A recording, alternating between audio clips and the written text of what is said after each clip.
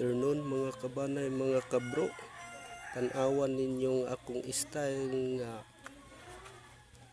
design sa ato ang bulak arong mapuslan ang mga styrofoam nga cover sa aircon. Akong gihibo maoy ilang tumbanan kay aron dili malapgabok, dili man na siya malata bisin magsigig ulan, no?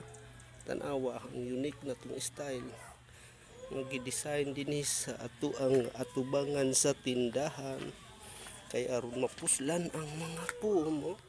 Tanawa, ayos ba? Tanawan, please comment lang mo kung okay ba o dili ba, ang akong gihimong style sa pagbutang sa mga tanom nato.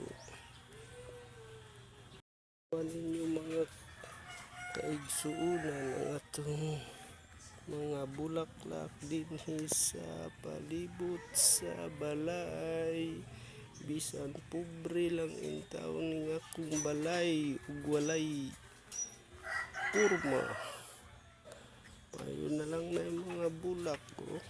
Tanawa ninyo na yung mga bulak sa entrada. Tingnan ninyo mga kaigsuunan, kabanay, mga kabro. Tanawa ninyo ang mga bulak nga akong gipang replant. Ang uban wala pa ma-replant. Tanawa ninyo mga kaigsuunan, mga kabanay, mga kabro. O tanawa ang akong ideya sa pagkuan mao ni viral nga mga videos sa mga pag-atiman sa mga halaman.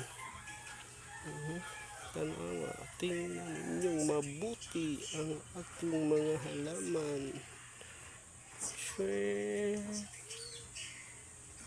Ikat-kat pagid sa ibabaw.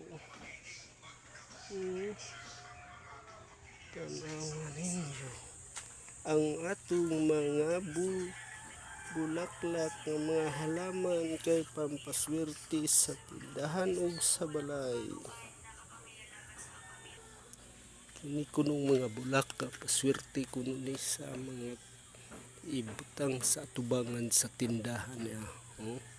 Wa ko kaila kung unsa ni mga ngalan ning mga bulak kani na dinhi akong tanom.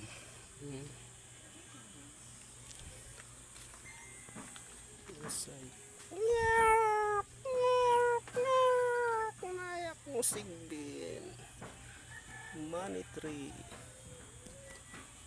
So thank you for watching mga kabanay, mga kabro. Thank you and bye bye.